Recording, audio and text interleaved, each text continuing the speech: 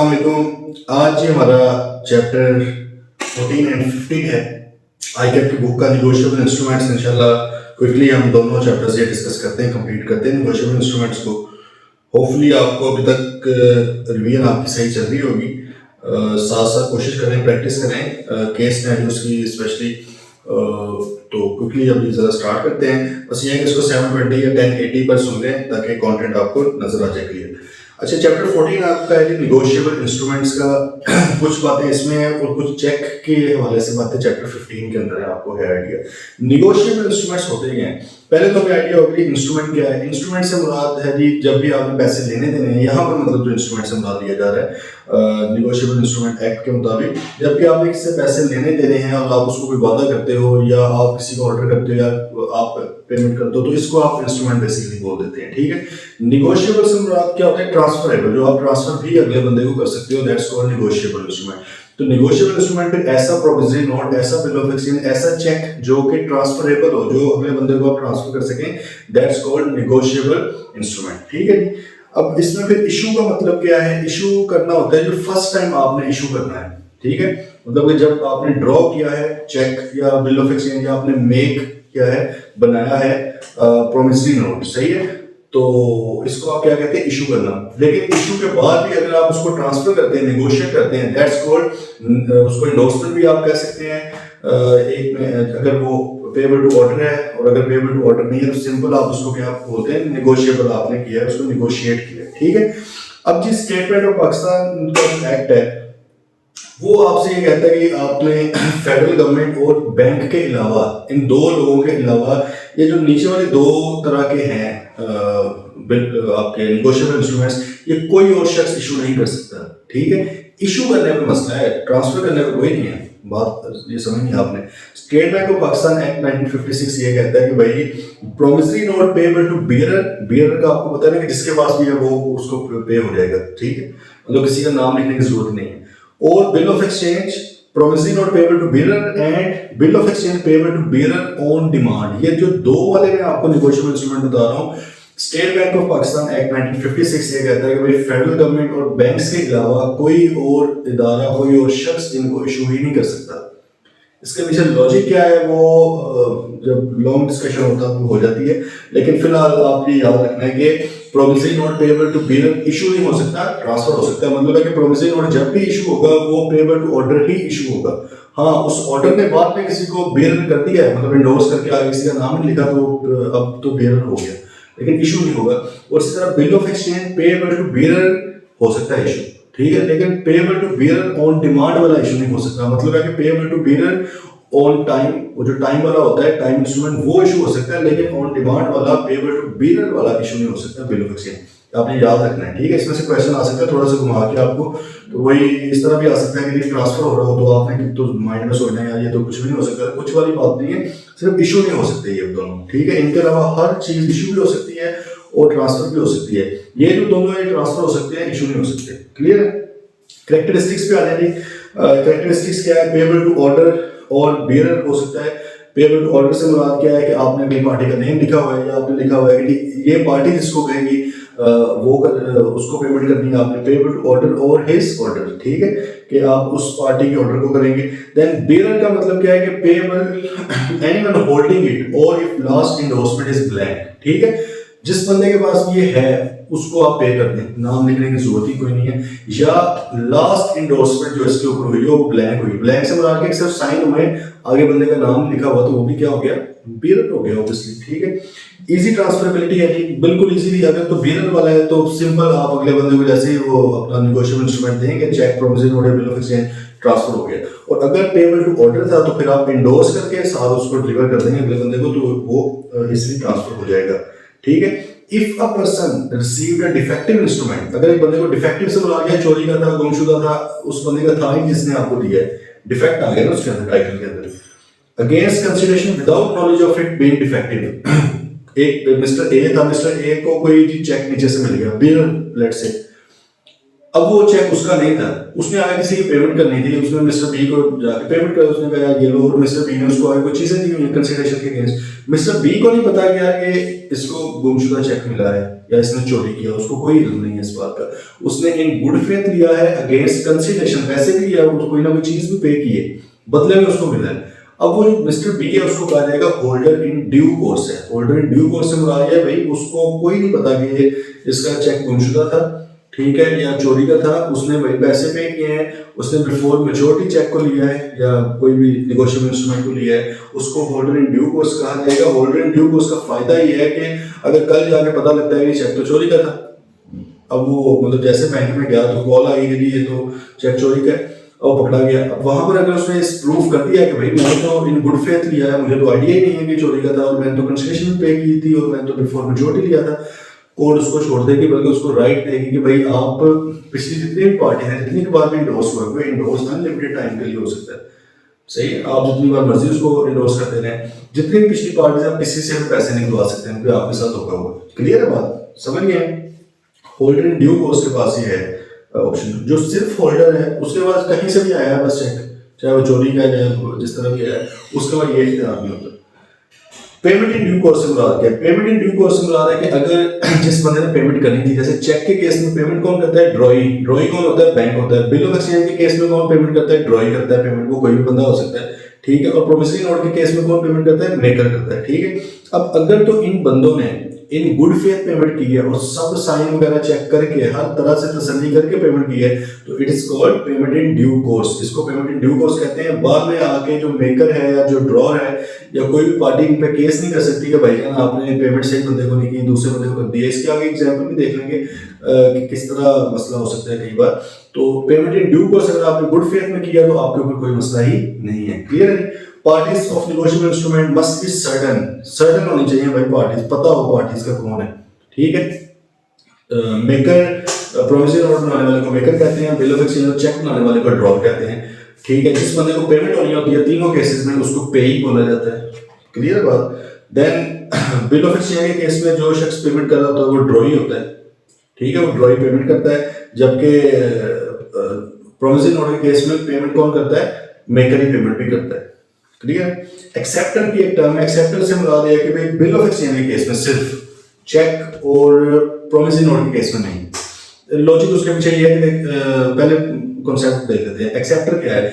Bill of exchange के case में भाई बनाने वाला ड्रॉर कोई और है, ड्रॉई खुद भी हो सकता है वो, ठीक है, खुद तो नहीं हो सकता, कोई और थर्ड पार्टी होगी, ठीक है। पेई वो बंदा खुद भी हो सकता है या वो थर्ड पार्टी होगी। मिस्टर ए ने मिस्टर बी के नाम का ड्रॉ किया, उसको ऑर्डर किया कि आप मिस्टर सी को पे करें, ठीक है।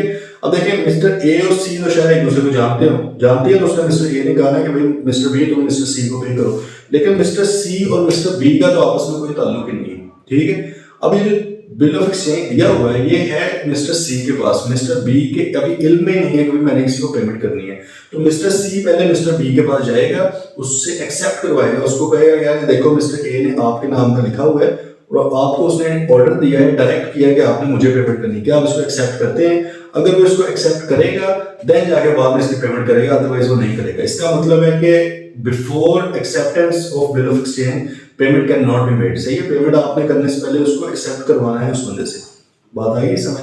अच्छा, अभी प्रोमिसरी नोट के केस में एक्सेप्टर का कांसेप्ट क्यों नहीं? क्योंकि उसमें पार्टी से दो है भाई, मेकर है और पेई है।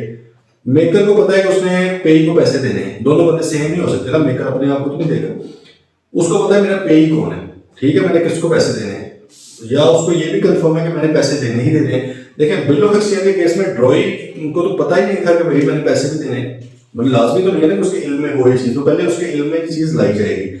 चेक के केस में एक्सेप्टर का कॉन्सेप्ट क्यों नहीं है? क्योंकि चेक के केस में ड्रॉई हमेशा बैंक होता है, हमेशा बैंक होता है, और बैंक का तो काम ही है भाई पेमेंट करनी ही करनी है अपने अकाउंट होल्डर की, ठीक है। इसलिए एक दूसरी बात भी हम कह रहे होते हैं कि चेक जो होता है हमेशा पेबल ऑन डिमांड होता है, वो पेबल एट टाइम नहीं हो सकता, टाइम इंस्ट्रूमेंट नहीं हो सकता, जब भी प्रेजेंट होगा फौरन पेमेंट उसकी करने का फर्ज है, ड्यूटी है बैंक की। बात होपफुली आपको समझ आ गई होगी, ठीक है।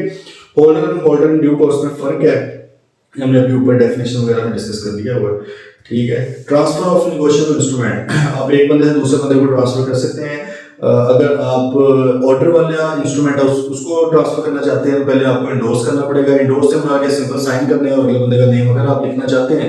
अगर आप इसको इंडोर्स टू ऑर्डर करना चाहते हैं देन आप नेक्स्ट पर्सन का नेम लिखेंगे। अगर आप बेरर करना चाहते हैं तो आप नाम ना लिखें, सिंपल साइन कर दें। साइन करते हैं, वर्डिंग की साथ जरूरत नहीं है, वर्डिंग लिखना चाहते हैं तो लिखने जो मर्जी, कोई स्पेसिफाइड वर्डिंग नहीं है। सबसे पहले कोशिश करें कि आप उसका फेस पे करें, मतलब कि मेन फ्रंट के ऊपर कर दें इंडोर्समेंट, वहां पे जगह नहीं है बैक पे कर दें, बैक पे भी जगह खत्म हो गई है, मतलब इतनी इंडोर्समेंट्स कर दी हैं तो किसी अटैच स्लिप के ऊपर कर दें, कोई स्लिप करके स्टेपल कर दें उसके ऊपर कर दें।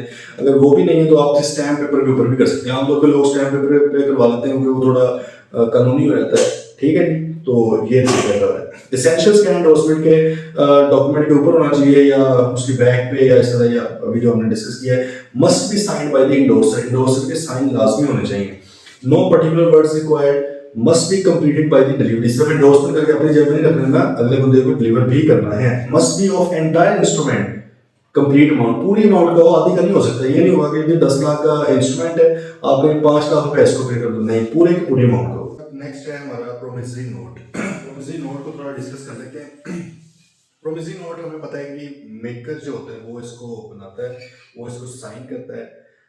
It contains an unconditional promise to pay. Unconditional में कोई शर्त नहीं होती कि अगर आप ये करेंगे तो पे करूंगा, कुछ नहीं ऐसा। सिंपल अनकंडीशनल है कि प्रॉमिस है आपका पे करने का। सर्टन मनी, मनी भी सर्टन होनी चाहिए, लीगल टेंडर भी होना चाहिए, मतलब पीकेआर वगैरह में हो, और सर्टन होनी चाहिए। ठीक है। On demand at fix time to order और बियरर ऑफ नोट। सही है कि आप इसको ऑन डिमांड करेंगे और फिक्स टाइम है, एट फिक्स टाइम है, और फिक्स टाइम टू ऑर्डर और बियरर। अच्छा, बियरर का आपको दोबारा वही बात आ गई कि बियरर को कर सकते हैं सिर्फ 2 लोग इशू। कौन से वाले? एक आपका फेडरल गवर्नमेंट और बैंक्स कर सकते हैं, दूसरे लोग नहीं कर सकते, लेकिन ऑब्वियसली डेफिनेशन में करवाएगा। तो आम लोग इशू कर सकते हैं सिर्फ ऑर्डर को, पेबल टू ऑर्डर, चाहे वो ऑन डिमांड हो या एट अ फिक्स टाइम हो, वो दोनों कर सकते हैं। लेकिन जो दूसरे वाला भी था वो ट्रांसफर जरूर हो सकता है, इशू नहीं हो सकता। ठीक है। then must be a promise, promise होना चाहिए। only acknowledgement is not a promise। सिर्फ अगर मैं ये कहूँ कि हाँ यार मैंने आपको पैसे देने हैं तो ये एक प्रॉमिस तो ना हुआ। प्रॉमिस मैंने करना है अनकंडीशनल कि मैंने आपको पैसे देने हैं। एसेंशियल्स क्या है जी? Essentials of a promissory note है कि must be written on a paper, written होना चाहिए। ठीक है। साइंड होना चाहिए, वर्डिंग वगैरह रिक्वायर्ड नहीं है, जैसे मर्जी लिख दो, उर्दू में लिखते हैं, इंग्लिश में लिखते हैं, पंजाबी में लिखते हैं, जो मर्जी। Must have certain party, parties का पता हो कौन सी पार्टीज हैं। ठीक है। अगर पार्टीज का नाम लिखना आप डेजिग्नेशन में लिख सकते हैं, chairman of XYZ institute, principle of ABC college, इस तरह भी आप लिख सकते हो। ठीक है। Must be in legal tender only, legal tender होना चाहिए, गुड्स वगैरह का नहीं होता, ये पैसों की होती है तीनों चीजें। चेक, बिल ऑफ एक्सचेंज और प्रोविजन नोट, पैसों की बात हो रही होती है, रुपीज की बात हो रही है, करेंसी की बात हो रही है, यहाँ पे गुड्स वगैरह की बातें नहीं हो रही। सर्टेन अमाउंट पेएबल, सही है, अमाउंट पेएबल जो है वो सर्टेन होनी चाहिए, पता हो कितनी अमाउंट पे करनी है। लेकिन नीचे वाले उसने कहा ये 4 चीजों को भी आपने सर्टेन ही समझना है। सर्टेन से मतलब ये होता है ना कि यार 10,000 रुपये सर्टेन है, अगर मैं कहूँगा जी 10,000 या 20,000 दोनों में से ये अनसर्टेन है। ठीक है। अब उन्होंने कहा जो 4 चीजें मैं नीचे बताने जा रहा हूँ इसको आपने सर्टेन ही समझना है। आपको मतलब जाहिर अनसर्टेन लग रही है, लेकिन उसने कहा इसको मैं एक्सेप्शन करा दे रहा हूँ 4 चीजों। क्या? अगर पेबल विद इंटरेस्ट और प्रॉफिट, आप उससे कहते हैं कि यार इसके ऊपर इंटरेस्ट या प्रॉफिट जितना भी लगेगा वो भी मैं साथ पे करूंगा, वो पता नहीं कितना लगेगा। इंटरेस्ट आपको पता है ना कि with the passage of time होता है, कितने टाइम बाद, अब वो पता नहीं उस वक्त क्या लगेगा। या हो सकता है कि आपका जो इंटरेस्ट रेट है वही वेरिएबल वेरी करता रहता है, फिक्स रेट नहीं है, तो अब आपको पता नहीं है। लेकिन आप अगर कह रहे हैं विद इंटरेस्ट आपको पे करूंगा, तो अब ये है तो अनसर्टन, लेकिन यहाँ पर वो इसको सर्टन में लेके जा रहा है, एक्सेप्शन ली हुई उसने। दूसरी बात, if payable eight an exchange rate, exchange rate के ऊपर है कि जो भी उसके पे एक्सचेंज रेट होगा उसके मुताबिक आपको मिल जाएंगे पैसे। एक्सचेंज रेट मतलब डॉलर या फॉरेन करेंसी का हमारी करेंसी में जो भी रेट है, तो वो अब आपको पता है अनसर्टन है, लेकिन उसको भी उसने एक्सेप्शन यहाँ पर दे दिया है। If payable in instalments failure of which can result in immediate payment, अगर आपने प्रॉमिस किया हुआ कि मैं आपको इंस्टॉलमेंट्स पे करता रहूंगा पैसे इतने, और कॉन्ट्रैक्ट आपका इस तरह का है उस बंदे के साथ, उसने कहा है अगर आप फेल हो गए ना पे करने में तो आपने सारी की सारी अमाउंट मुझे फिर फौरन पे करनी है। बैंक आमतौर पर इस तरह करते हैं, 2 3 4 इंस्टॉलमेंट्स अगर आपकी हो जाए तो बैंक पे कहते हैं यार फौरन आप इमीडिएटली पे करें, इसे हम कहते हैं कोविनेंट्स होते हैं, टर्म्स एंड कंडीशंस होती हैं। तो अब हो सकता है ना अचानक ही पे करना पड़ जाए, अनसर्टन है, पता नहीं हम करते हैं कि नहीं करते, लेकिन वो कहते हैं इसको भी आपने सर्टन में रखना है, इसको एक्सेप्शन हासिल है, ये सर्टन ही होगा, ठीक है, मतलब ये वैलिड होगी ये बात। If payable after adjustment of profit of business, अगर आपने ये भी कहा होगा कि किसी के साथ इस तरह की अरेंजमेंट है कि मैं आपको पैसे दूंगा लेकिन आफ्टर एडजस्टमेंट ऑफ प्रॉफिट, मतलब प्रॉफिट देखने के बाद प्रॉफिट में से कुछ हिस्सा आपको जाएगा, वो पता नहीं कितना आएगा कितना नहीं आएगा अभी नहीं मुझे आइडिया, तो वो मैं करने के बाद आपको पैसे पे किया करूंगा। तो ये चार चीजों को लगी अनसर्टन रही है, लेकिन कानून ये कहता है कि भाई इसको हमने क्या समझना है, सर्टन ही समझना है। क्लियर है बात, यही चार चीजें नीचे भी आ जाती हैं बिल ऑफ एक्सचेंज में भी। Then must be certain and not contingent on uncertain event, किसी अनसर्टन इवेंट के ऊपर कंटिंजेंट और कंटिंजेंट कॉन्ट्रैक्ट आपको याद होंगे, कहता है कि ये promissory not contingent on uncertain event नहीं होना चाहिए, ठीक है, लेकिन फिर उसने साथ के लिए, लेकिन ये जो तीन चीजें हैं ना इसको वो कहता है अनसर्टन नहीं समझता। कौन सी? एट पर्टिकुलर प्लेस, अगर ये वादा किया जाए कि मैं आपको 10,000 पे करूंगा 3 महीने बाद फैसलाबाद में घंटाघर चौक पे, तो इसमें कोई मसला नहीं है, पर्टिकुलर प्लेस है, ठीक है ना, तो इसको अनसर्टेनिटी नहीं कंसीडर करना मतलब, ठीक है। इस तरह आफ्टर स्पेसिफाइड टाइम भी आप कर लेंगे, 3 महीने बाद पे करूंगा तो अनसर्टन कोई नहीं है, ये भी सर्टन है। और कंटिंजेंट ऑन सर्टन इवेंट, अगर आपका कंटिंजेंट है लेकिन ऑन सर्टन इवेंट के ऊपर कंटिंजेंट है, अनसर्टन इवेंट के ऊपर कंटिंजेंट नहीं है। मतलब अगर आप अनसर्टन इवेंट तो डिफरेंट हो सकते हैं ना कि यार बारिश होगी तो दूंगा, इस तरह की चीजें, वो जो कंटिंजेंट कॉन्ट्रैक्ट्स होते थे वो वैलिड नहीं है। लेकिन अगर आप सर्टेन इवेंट के ऊपर के किसी के फोर्थ होने पर मैं आपको पे करूंगा तो ये तो सर्टेन है ना, फोर्थ तो होना है सबने, तो वो ठीक है। क्लियर है बात, ये एसेंशियल्स थे इसके 6-7, इनको आपने देख लेना। अब नीचे आ गया bill of exchange. Bill of exchange आपका जो है वो क्या है, इंस्ट्रूमेंट साइंड है, ड्रॉर, इसको बनाने वाले को ड्रॉर कहते हैं, प्रोमिसरी नोट बनाने वाले को मेकर कहते हैं, ठीक है। Signed by drawer containing and unconditional order to drawee, drawee को ऑर्डर जा रहे हैं भाई to pay certain money on demand at fix time to order और बियर ऑफ नोट, ठीक है, जिसको पेमेंट और जिसको पे बोला जाता है।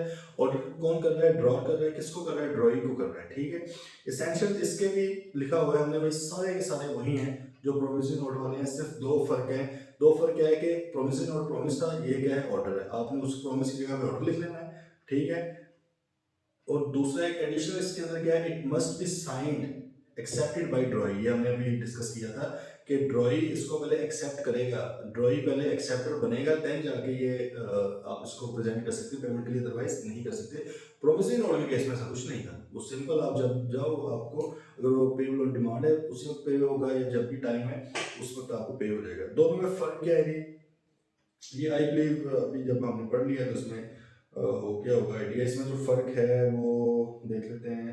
मेकर हैज एब्सोल्यूट लायबिलिटी, ये वाला देख लेते हैं। प्रोमिसरी नोट के अंदर सारी की सारी जिम्मेदारी किसकी है, मेकर की है, कोई दो ही तो पार्टी है, पेई और मेकर है, मेकर ने पैसे देने हैं, तीसरा कोई बंदा ही नहीं है। जबकि बिल ऑफ एक्सचेंज के केस में प्राइमरी रिस्पॉन्सिबिलिटी किसकी होती है पे करने की, ड्रॉई की। अगर ड्रॉई पे ना कर पाए फिर पेई साहब आ जाएंगे ड्रॉर के बाद, यार बिल ऑफ एक्सचेंज तो आपने मुझे दिया था तो अब आप पे करें। तो ड्रॉर की लायबिलिटी क्या होती है, सेकेंडरी लायबिलिटी, दूसरे नंबर पे आता है। असल लायबिलिटी किसकी है, आपके ड्रॉई की है, ठीक है। देन प्रोमिसरी नोट में मेकर और payee are in immediate relation, relation से बता जाओ रिश्तेदारी नहीं है, मतलब है कि एक दूसरे को दोनों जानते हैं। जबकि बिल ऑफ एक्सचेंज केस में ड्रॉर और ड्रॉई एक दूसरे को जानते हैं, ठीक है, और ड्रॉर और पेई भी एक दूसरे को जानते हैं, लेकिन ड्रॉई एंड पेई एक दूसरे को नहीं जानते, ठीक है। कोई रिलेशन हो भी सकता है लेकिन जरूरी नहीं है वहां, ठीक है। प्रोमिसरी नोट पे no notice of dishonour required, dishonour से मुराद क्या है कि पेमेंट के लिए गए, पेमेंट नहीं मिली तो पहले नोटिस देंगे, उसके बाद केस करेंगे। प्रोमिसरी नोट के केस में कोई नोटिस देने की जरूरत नहीं है, मेकर को पता है उसने इनकार किया, बात आ रही है नहीं समझ।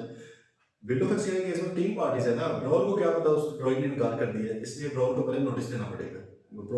पेई जो है वो ड्रॉर को भी नोटिस देगा कि, और अपने अलावा पिछली पार्टीज को भी कि भाईजान ये इनकार कर दिया पेमेंट से ड्रॉइंग ने, ठीक है। लेकिन मेकर के केस में वो पेमेंट करनी ही मेकर ने, उसको पता है मैंने पेमेंट करनी ही करनी है, इसलिए उसको दोबारा नोटिस देने की जरूरत नहीं है, सीधा केस करो उसके ऊपर। Okay ji. Types of negotiable instruments हैं, आपको है आइडिया। ऑर्डर इंस्ट्रूमेंट होता है, बिलर इंस्ट्रूमेंट होता है, ये हमने पढ़ लिया है। इनलैंड इंस्ट्रूमेंट होता है, फॉरेन इंस्ट्रूमेंट होता है। इनलैंड वाला याद कर लेना है, फॉरेन इंस्ट्रूमेंट वही है जो इनलैंड नहीं है, फॉरेन है। इनलैंड इंस्ट्रूमेंट कौन सा है, an instrument which is made और ड्रॉन, मेड वर्ड यूज होता है प्रोमिसरी नोट के लिए, ड्रॉन हो रहा है चेक और बिल ऑफ एक्सचेंज के लिए। An instrument which is made और ड्रॉन एंड पेएबल इन पाकिस्तान, बना भी पाकिस्तान में और पेएबल भी पाकिस्तान के अंदर है, उसको क्या बोलेंगे, इनलैंड इंस्ट्रूमेंट। या मेड और ड्रॉन इन पाकिस्तान, बना पाकिस्तान में है, on person resident of Pakistan, मतलब पाकिस्तानी पर्सन के ऊपर, although it may be payable in foreign country. अब पहले वाला क्या था, बना पाकिस्तान में, पेएबल भी पाकिस्तान में है, बंदा चाहे फॉरेनर हो। बंदे की बात ना हुई पहले वाले स्कीम में, सिंपल है कि भाई बंदा पाकिस्तान में है, पेएबल, पे पाकिस्तान के अंदर होना है, ठीक है, चाहे किसी को भी होना, तो इनलैंड कहेंगे। दूसरा केस क्या है, बंदा पाकिस्तान के अंदर है, पाकिस्तानी बंदे के ऊपर, मतलब पाकिस्तानी बंदे को आपने ऑर्डर किया है या पे ही वो है, ठीक है, लेकिन पेएबल चाहे बाहर भी हो, तो फिर भी वो क्या कहलाएगा, इनलैंड इंस्ट्रूमेंट ही कहलाएगा। क्लियर है जी, बिल्कुल ये बात, ये इनलैंड है, और अगर इसके ऊपर डेफिनेशन को पूरा ना होता तो वो होता है फॉरेन इंस्ट्रूमेंट हो जाएगा। नीचे आ गया डिमांड इंस्ट्रूमेंट। डिमांड इंस्ट्रूमेंट से मुराद है जो इमीडिएटली पे, फौरन ही पे करना है, जैसे दिखाएंगे पे करना है। इसके लिए वर्ड्स क्या यूज हो सकते हैं, अगर तो लिखा हुआ है उसमें कि पेएबल ऑन डिमांड, फिर भी पेएबल ऑन डिमांड है। अगर ऑन साइट लिखा हुआ है या एट साइट ऊपर लिखा हुआ है पेएबल एट साइट, इसका मतलब देखते पे करना है, या एट प्रेजेंटमेंट पेश करते ही पे करना है, और ऑन डिमांड लिखा हुआ है तो फिर भी इफ नो टाइम स्पेसिफाइड, और अगर टाइम भी स्पेसिफाइड नहीं है तो फिर भी उसको क्या समझा जाएगा, ऑन डिमांड ही, मतलब उसके अंदर लिखा ही नहीं होगा 3 महीने बाद दूंगा, और इसका मतलब क्या है भाई फौरन ही देने होंगे ना, तो उसको भी डिमांड समझा जाएगा। द बिल और note is accepted in roast after being over due. अब ये बात इसमें एक है, बिल या नोट जो है इसको ओवर ड्यू होने के बाद भी एक्सेप्ट या एंडोर्स किया जा सकता है। मतलब ओवर ड्यू से मुराद क्या है कि उसकी पेमेंट करने की डेट थी, लिखा होता 30 जनवरी तक करवा लीजिए, लेकिन वो 30 जनवरी से ऊपर चलेगी, बट स्टिल उसको आप क्या कर रहे हो, एंडोर्स कर रहे हो, तो वो हो सकता है एंडोर्स। हाँ, उसके अंदर डिफेक्ट जरूर आ जाता है। डिफेक्ट से मुराद क्या है कि बंदा पसंद तो नहीं करेगा ना एक ओवर मच्योर्ड या एक मच्योर्ड चीज को, बिफोर मैच्योरिटी वाली, इसलिए आप कहते हैं होल्डर ड्यू पर्सन हमेशा बिफोर मैच्योरिटी चीज को लेना पसंद करता है, क्योंकि वो चाहते हैं यार हर तरह से मुझे चीज पाक साफ मिले, ठीक है। लेकिन जो है बिल या नोट को ओवर ड्यू होने के बाद भी इंडोर्स किया जा सकता है, चेक को नहीं किया जा सकता। चेक की आपको पता है कि 6 महीने की डेट होती है, जब भी आप एक चेक के ऊपर डेट डाल देते हो 6 मंथ के अंदर अंदर वो पेमेंट उसकी हो सकती है, उसके बाद वो फारिग हो जाता है। Cheque is pay always payable on demand, cheque हमेशा पेबल ऑन डिमांड है, चेक में टाइम वाला कॉन्सेप्ट ही नहीं है। जब भी बैंक में आप लेकर जाओगे फौरन बैंक आपको पैसे देने का मजाज है, ओके बात। टाइम इंस्ट्रूमेंट क्या होता है, अगर लिखा हुआ है कि टाइम है, कोई स्पेसिफिक डे बताया हुआ है, या सर्टेन डे आफ्टर साइट, ये भी कई बार लिखा होता है, या प्रेजेंट होने के 10 दिन बाद, तो अब दिन तो आगे ना बीच में, तो ये भी सारा क्या है, टाइम है, या on happening of certain event के ऊपर है, अनसर्टेन इवेंट के ऊपर ही डिपेंड कर सकता है। वो तो हमने पढ़ा ना कि एसेंशियल्स के अंदर शामिल है, अनसर्टेन इवेंट के ऊपर आप कंटीजेंट नहीं हो सकते, सर्टेन इवेंट के ऊपर आप कंटीजेंट हो सकते हो, प्रोमिसरी नोट में भी, इधर भी, ठीक है। ये नीचे जी दोनों के फॉर्मेट्स हैं आपके प्रोमिसरी नोट में, आप देख लें एक साइड पे पैसे, ये इसका फॉर्मेट कुछ भी आप बना सकते हैं, लेकिन बेहतर है जो बुक के अंदर है वही आपको याद भी रह जाएगा। एक तरफ पैसे लिखे हुए, एक तरफ डेट लिखी हुई है, इस डेट को बना है ये, ठीक है। Promissory note it was made on 10th January for 10,000 rupees 3 months after the mention date. उसने कहा भाई आज ये जो 10 जनवरी है ना, इससे 3 महीने बाद, मतलब कौन सा इंस्ट्रूमेंट है, टाइम इंस्ट्रूमेंट है, ठीक है। I promise to pay Ali or his order, मैं वादा करता हूँ मैं अली या उसके ऑर्डर को, मतलब बिल्कुल क्लियर प्रॉमिस कर रहा है, एक्नॉलेज नहीं कर रहा कि मैंने उसको पैसे देने हैं, वो कह रहा है मैं दूंगा। I promise to pay Ali or his order, मतलब ऑर्डर इंस्ट्रूमेंट हो गया। The sum of rupees 10,000 for value received, for value received होता है, ये वैसे ही लिख देते हैं। सो ये सिक्का राजू वक्त भी इसको आप मतलब वक्त से लिख सकते हैं, वो भी इसकी जगह पे उर्दू में अगर करना है तो सिंपल ये आपने आगे लिख देना है, ठीक है। तो आज से 3 महीने बाद मैं वादा करता हूँ अली को या उसके ऑर्डर को, ऑर्डर इंस्ट्रूमेंट भी हो गया, टाइम इंस्ट्रूमेंट भी हो गया, पैसे भी आ गए, सडन है ना पैसे। अब टू लिख दिया हमने, टू से मुराद है अली, अली कौन है इस केस में, पे ही हो गया, ठीक है। साइन किसने किया, उस्मान साहब ने, तो उस्मान साहब कौन है जी, मेकर है इसके। क्लियर है बात। बिल ऑफ एक्सचेंज पे आ रहे हैं, सारा उसी तरह का ही है बस दो चीजें ऐड होंगी जो हमने ऊपर पढ़ी थी। दो चीजें कौन सी थी, एक तो एक्सेप्ट करने वाला बंदा और दूसरा ऑर्डर। आप जरा ऊपर दोबारा जाके देखें, हमने जब कहा था essentials of bill of exchange, सारे के सारे प्रोमिसरी नोट की तरह के होंगे। दो फर्क होंगे, एक होगा जी ऑर्डर है ये, प्रॉमिस नहीं है, और सेकंड क्या था, it must be accepted first. सही, ड्रॉइंग्स को एक्सेप्ट करेगा, उसमें देख लें 3 months after the mention date pay to Ali or his order the sum of rupees 10,000। अच्छा, पे टू अली है ना, ऑर्डर कर रहा है, वो हुक्म दे रहा है किसी को, प्रॉमिस नहीं कर रहा, ये नहीं कह रहा आई प्रॉमिस टू पे, वो कह रहा है पे टू अली, किसको कह रहा है, टू आसिफ, आसिफ साहब को वो कर रहा है कि आसिफ साहब जरा पे कर दें पैसे, ठीक है। अब आसिफ साहब ने इसको एक्सेप्ट भी कर लेना है, क्योंकि विदाउट एक्सेप्टेंस इसकी पेमेंट नहीं हो सकती। साइन किया वाले उस्मान ने, उस्मान साहब कौन है जी आपके ड्रॉर हैं इस केस में, अली कौन है, पेई है, अली को पैसे मिलते हैं। क्लियर है जी बात। ये था जी आपका चैप्टर 14। अब आ जाए chapter 15 provisions relating to cheques के ऊपर। चेक की बात होने लगी है, सिर्फ चेक क्योंकि ऊपर अभी हमने नहीं पढ़ा तो इधर चेक को डिस्कस कर लेते हैं। चेक जो बनाने वाला बंदा है उसको ड्रॉर कहते हैं। चेक भी बिल ऑफ एक्सचेंज ही है, बिल ऑफ एक्सचेंज की ही टाइप है, लेकिन ये ऐसा बिल ऑफ एक्सचेंज है जिसके केस में ड्रॉई हमेशा बैंक होगा, हमेशा। जबकि जो बिल ऑफ एक्सचेंज है सिंपल, उसके केस में ड्रॉई कोई भी शख्स हो सकता है। तो ऐसा बिल ऑफ एक्सचेंज जिसका ड्रॉई बैंक है उसको क्या बोला जाता है? चेक बोला जाता है, और ये हमेशा पेबल ऑन डिमांड है। ठीक है। चेक की भी तीन पार्टी है, ड्रॉर है, ड्रॉई पे है। ड्रॉर कौन होता है? अकाउंट होल्डर जिसका बैंक के अंदर अकाउंट हो। ड्रॉई कौन है? बैंकर या अकाउंट सॉरी बैंकर आपका बैंक। एंड पेई से मुराद कौन है? जिसको पेमेंट होनी है। क्लियर है? Payee and drawee can be same person, दोनों एक ही हो सकते हैं। Payee and drawer, drawer can be same person, drawee different होगा जिसने पेमेंट करनी है। Cheque itself does not mean that pay has been assigned the fund। ये बात एक अहम है। अगर चेक एक पेई को दे दिया गया, इसका ये मतलब नहीं है कि भाई पैसे पेई के हो गए हैं। पैसे उसके कब होंगे? जब वो ड्रॉई के सामने लेकर जाएगा और पेमेंट लेगा। ठीक है। अच्छा, क्या इसको चेक को एक्सेप्ट करवाना जरूरी है पेमेंट से पहले बिल ऑफ एक्सचेंज की तरह? बिल्कुल जरूरी नहीं है। बैंक की जिम्मेदारी है, जैसे ही उसके सामने चेक है उसको उसकी पेमेंट करनी करनी है। अगर डेट जाहिर है उस डेट की है, ठीक है, तो उस डेट से फॉर एग्जाम्पल 10 जनवरी की डेट है तो 9 जनवरी को जाकर नहीं आप पेमेंट ले सकते। 10 जनवरी के बाद जब दिन करे आपको फौरन जाकर पेमेंट लेंगे, एक्सेप्ट करवाने की भी नीड कोई नहीं है भाई। ठीक है। एसेंशियल्स ऑफ चेक रिटन होना चाहिए, साइन बाय ड्रॉर होना चाहिए, पार्टीज मस्ट हैं, ये तीनों पार्टीज सर्टन होनी चाहिए, ऑर्डर होना चाहिए, ऑर्डर टू पे क्योंकि बिल ऑफ एक्सचेंज है, ये भी एक किस्म का ऑर्डर। किसको करते हैं? बैंक को करते हैं। Must be definite and unconditional, ऊपर कोई कंडीशन वगैरह ना लिखी हो। सर्टन सम, पैसे सर्टन होने चाहिए। मस्ट बी लीगल टेंडर, वही मनी है होना चाहिए। ड्रॉई मस्ट बी अ बैंकर, ड्रॉई हमेशा एक बैंकर होगा। Must be payable on demand. ठीक है जी, तो ये एसेंशियल्स थे। बिल ऑफ एक्सचेंज और चेक में फर्क है, ये सिंपल सा है सारा। इसमें लास्ट वाला बस देख लें। चेक में payment can be countermanded by drawer. Counter का मतलब क्या है कि काउंटर पे खत्म, वो रोक देते हैं पेमेंट को। मतलब है कि अगर किसी का चेक चोरी हो गया किसी रीजन से, वो अपने बैंक को कॉल करके कहेगा कि भाईजान पेमेंट ना करें, चेक नंबर फला है, इसको रोक दें। उसके बाद बैंक की जिम्मेदारी है कि उसकी पेमेंट ना हो। ठीक है। लेकिन बिल ऑफ एक्सचेंज में ऐसे नहीं कर सकते। बिल ऑफ एक्सचेंज में वो बैंक इन्वॉल्व ही नहीं है, वो किसी आम बंदों के पास है, तो आप भागते फिरेंगे वहाँ पे। आपको क्या पता कितना भी डोर्स हो के आगे तक ये चीज़ चली गई, तो आप उसको नहीं करवा सकते काउंटर में। ठीक है। अब आ गई क्रॉसिंग ऑफ चेक। चेक को क्रॉस करना, क्रॉस का मतलब ये है कि बैंक के अकाउंट के अंदर पैसे जाएंगे। अब कैश में आपको मिल सकता, काउंटर के ऊपर आपको over the counter OTC payment इसकी नहीं हो सकती, आपके बैंक अकाउंट के अंदर ही पैसे आएंगे। ये क्रॉसिंग का बेसिक मतलब है। अब क्रॉसिंग डिफरेंट तरह की होती है, उसका भी थोड़ा थोड़ा डिफरेंट मतलब निकलता रहता है। ठीक है जी। तो आमतौर पर क्रॉसिंग क्या होती है, ये आपके सामने है कि इस तरह पैरेलल लाइंस आप लगा लेते हो, आमतौर पर लेफ्ट साइड पे या लेफ्ट पे आप लगाते हो। ठीक है। पर्पज इसका ये है कि बैंक अकाउंट के अंदर पैसे जाएंगे ना, तो फिर पता चल जाता है किसके बैंक अकाउंट में पैसे गए। अदरवाइज अगर कैश निकलवाना हो किसी के पास चेक, वो कैश निकलवा ले, उधर पता ही नहीं चलता किसने कैश निकलवाया। ट्रेसिंग भी नहीं हो सकती और सिक्योर्ड भी नहीं है ना चेक। वो मतलब कि अगर गिर जाए, अगर तो बिल है फिर तो बिल्कुल ही गए, लॉस हो गया बिल्कुल, क्योंकि वो जिसके पास आ गया उसने उठा के पैसे निकलवा लेने। लेकिन अगर ऑर्डर वाला भी हो उसमें भी रिस्क है, अगर नाम सेम है, शहबाज के नाम का एक चेक है, शहबाज से गिर गया, किसी और कोई शहबाज है वो गया, उसने जाके निकलवा लिया। लेकिन अगर ऊपर हुई है कि क्रॉसिंग हुई है, तो फिर तो शहबाज के बैंक अकाउंट में ही जाएंगे पैसे। अगर उस बंदे के पास जो दूसरा शहबाज है जिसने उठाया है उसके पास बैंक अकाउंट नहीं है, तो उसमें तो नहीं जा सकते पैसे।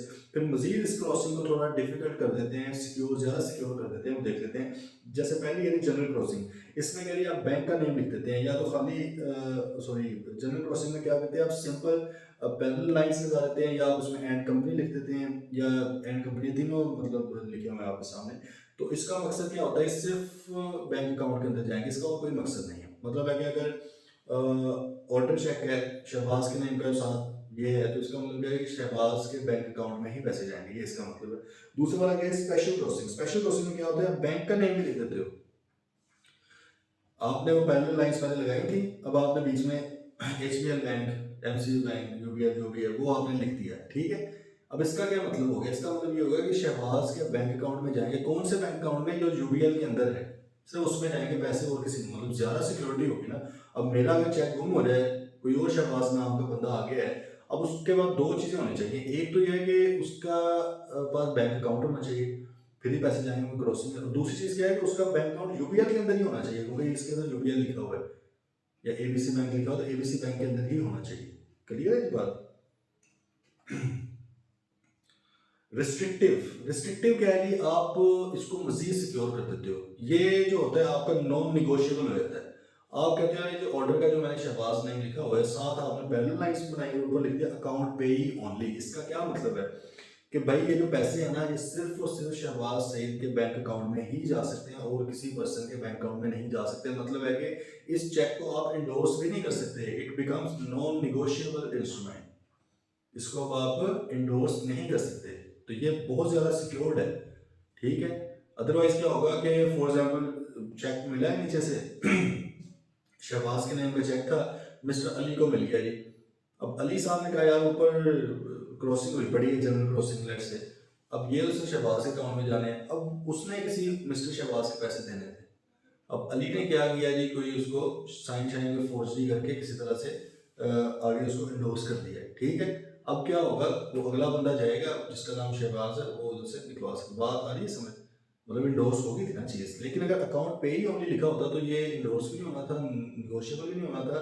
सिर्फ और सिर्फ जिसका बंदे का नेम लिखा हुआ उसी के अकाउंट में पैसे जाने थे। क्लियर बात। अब लास्ट पे नॉन निगोशिएबल, आप नॉन निगोशिएबल लिख देते हो।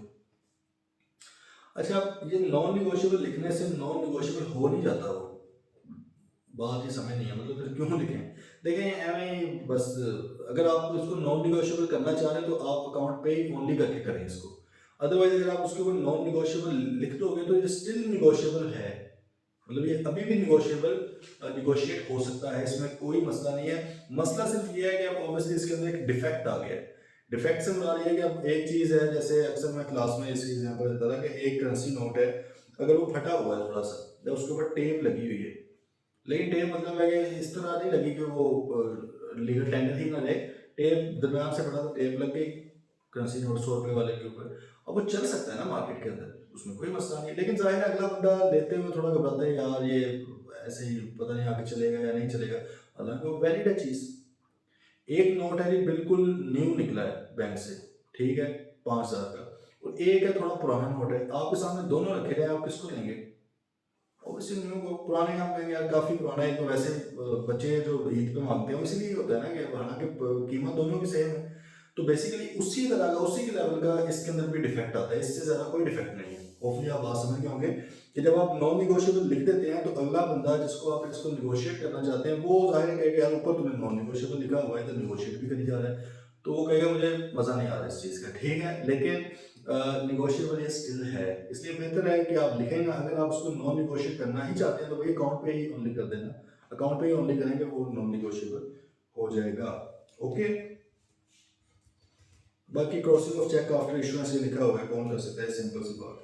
पेमेंट ऑफ क्रॉस चेक का नहीं, if cheque is cross specially more than one. Special वाला क्या था कि आप बैंक का नेम लिखते हैं। अगर वो कहते हैं कि एक से ज्यादा बार बैंक का नेम लिखा हुआ है, अगर तो उसने बैंक ने अपने एजेंट को, एजेंट से मतलब उसने अपनी कोई दूसरी ब्रांच को क्रॉस कर दिया, वो अलाउड है। लेकिन अगर वैसे पहले एबीसी बैंक लिखा था फिर दोबारा करके एक्सवाईजी बैंक लिख दिया आपने, तो ये इस चेक की पेमेंट नहीं हो सकती, ठीक है। इसकी पेमेंट नहीं होनी, क्योंकि स्पेशल क्रॉसिंग का मकसद ही सिर्फ ये था कि सिर्फ और सिर्फ एबीसी बैंक वाला बंदा उसके अकाउंट में पैसे दें। क्लियर है।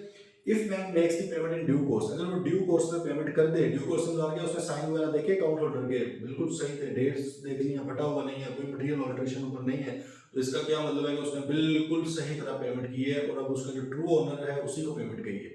मिसाल के तौर पे मिस्टर अली यानी उन्होंने एक चेक किया इशू, ठीक है। अब वो चेक कहीं मिस्टर बी को किया था, मिस्टर बिलाल को, मिस्टर बिलाल से वो चेक गुम गया, ठीक है। अब कोई तीसरा बंदा है मिस्टर आसिफ, उसने वो चेक उठाया है और वो चला गया बैंक के अंदर और उसने जाकर आगे ये तो मुझे पेमेंट करते हैं इसकी, ठीक है। अगर वो बेरल वाला चेक होता, अब बैंक को तो कोई नहीं पता ना भाई इसको चोरी का मिला किस तरह मिला, बैंक ने बस साइन देके अपने अकाउंट होल्डर के उसने सिंपल उसको पेमेंट कर दिया। तो बैंक ने क्या किया, पेमेंट इन ड्यू कोर्स किया। इसको यही समझा जाएगा उसने ट्रू ओनर, मतलब ट्रू ओनर कौन था इस केस में, दूसरे वाला बिलाल, उसने उसी को पेमेंट किया। बिलाल साहब या मिस्टर अली जाके बैंक पे केस नहीं कर सकते भाई आपने गलत बंदे को पेमेंट किया, वो कहेगा मुझे क्या पता था गलत बंदा है, ठीक है।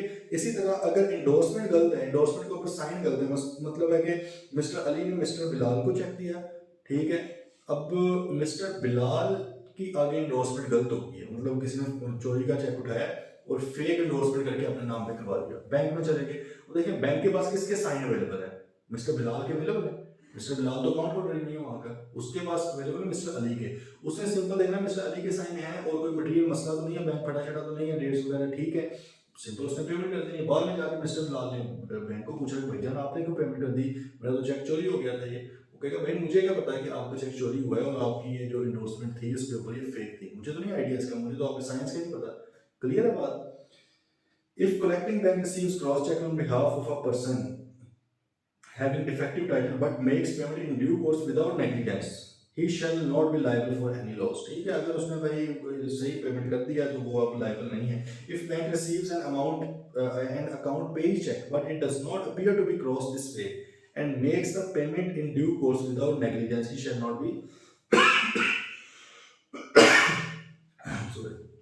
अगर बैंक के पास एक चेक आता है उसके ऊपर लिखा हुआ है लो अकाउंट पे ही चेक कर, लेकिन लेट्स से वो जो ऊपर लाइन वो मिट गई हुई है, वो नजर ही नहीं आ रही, ये वैसे सीन आमतौर पे होता तो नहीं इस तरह, लेकिन मतलब है कि क्लियरली वहां से पता ही नहीं चल रहा है कि ये अकाउंट पे ही होने था, और उसने वैसे ही उसको निगोशिएबल हुआ पड़ा था उसको ही कर दिया, या उसने लेट से कैश पेमेंट कर दी। बात समझ रहे हैं कि ऊपर जो लाइंस थी और जो अकाउंट पे ही होनी था, अगर वो नजर नहीं आ रहा, विजिबल नहीं था वो, और बैंक ने गुड फेथ में सारा कुछ देखते हुए पेमेंट कर दी है, तो अब भी बैंक कसूरवार नहीं है। बैंक को उसमें सेफ साइड दी जा रही है कि भाई अगर आपने ड्यू कोर्स में पेमेंट की है, अगर आपने विदाउट नेग्लिजेंस पेमेंट की है, सारी चीजें देखते हुए, तो अब आपका कसूर कोई नहीं है। ठीक है।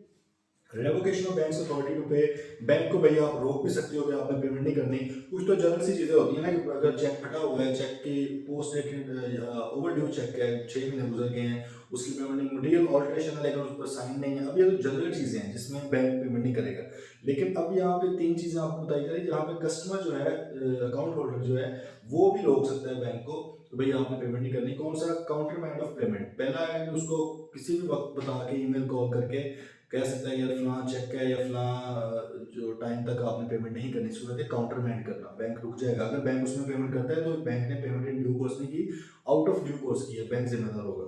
Then notice of customer death, अगर कोई कस्टमर फोत हो गया उसकी डेथ का नोटिस दे दिया गया है बैंक को, तो बैंक ने अब वो जाहिर है उसके बाद जब तक लीगल रिप्रेजेंटेटिव कोर्ट की तरफ से अपॉइंट नहीं होते तब तक बैंक से पेमेंट नहीं निकल सकती, बैंक ने रोक देना है। अगर बैंक पेमेंट करेगा तो बैंक जिम्मेदार होगा। Notice of adjudication of the customer as an insolvent, अगर कस्टमर को एडजुडिकेट का मतलब फैसला आ गया उसके खिलाफ और उसको इंसॉल्वेंट बैंकरप्ट डिक्लेयर कर दिया गया, डिफॉल्टर डिक्लेयर कर दिया गया, तो अब उसकी भी जो है बैंक उसके अकाउंट से पेमेंट नहीं कर सकता। ठीक है जी, तो ये 3 केसेस थे। लास्ट पे rules applicable to bank draft, bank draft के ऊपर भी चेक वाले ही रूल्स होते हैं। तो बैंक ड्राफ्ट का बस ये होता है कि बैंक ड्राफ्ट एक बैंक दूसरे बैंक को ऑर्डर करता है, ठीक है, कि आप ये पे कर दो। चेक के केस में क्या होता है, एक सादा इंसान, एक आम पर्सन, ह्यूमन बीइंग, वो बैंक को ऑर्डर करता है कि भाई आप पेमेंट करें। बैंक ड्राफ्ट में क्या होता है, बैंक एक बैंक को ऑर्डर कर रहा होता है, ठीक है। तो ये क्या है, it can not be drawn by an individual, individual नहीं बना सकता, it can not be made payable to bearer, ये बियरर नहीं हो सकता, हमेशा पेबल टू ऑर्डर ही होगा। And its payment can not be stop easily, इसकी वो कॉल करके नहीं पेमेंट रुक सकती, क्योंकि इसमें बैंक से इन्वॉल्व हो गए हैं, तो इसका थोड़ा सा प्रोसेस लंबा चौड़ा होता है इसमें, बल्कि वो कोई फाइन भी पहले फिर लगा देते हैं अगर आप पेमेंट रुकवाना चाहें। तो अगर बैंक ड्राफ्ट बनाना हो तो फिर क्या होता है, ये सबसे ज्यादा सिक्योर्ड है, ठीक है, चेक से भी ज्यादा सिक्योर्ड है, क्योंकि फिर बैंक से इन्वॉल्व हो जाते हैं। फॉर एग्जाम्पल मैंने एक कोई बिल्डिंग लेनी है 5 करोड़ की, मैं एक अपने बैंक के पास गया, मैंने कहा मैंने फलां बंदे को पेमेंट करनी है लेकिन मैं बैंक ड्राफ्ट बनाना चाहता हूँ। वो कहेगा अच्छा यार चलो उसका अकाउंट नंबर ले आओ, अकाउंट नंबर लेकर गया, मैं भी गया, तो मैंने बैंक को पैसे दिए या मेरे अकाउंट में से उसने डिडक्ट कर लिए, ठीक है, उसने बैंक ड्राफ्ट बना दिया दूसरे पर्सन के बैंक के नेम का, उसका अकाउंट नंबर लिखकर। अब ये बैंक टू बैंक चीज हो चुकी है, क्लियर बात, तो ये इसका प्रोसेस होता है। चलिए ये था ये हमारा चैप्टर 14 और 15 नेगोशिएबल इंस्ट्रूमेंट्स। कल इंशाल्लाह सेकंड लास्ट हमारा रिफ्रेशर का लेक्चर होगा जिसमें हम डिस्कस कर लेंगे चैप्टर 16, 17 एंड 18, और देन इंशाल्लाह लास्ट पे वो कर लेंगे फर्स्ट वन, ठीक है। मिलते हैं इंशाल्लाह, टिल देन टेक केयर, अल्लाह हाफिज़।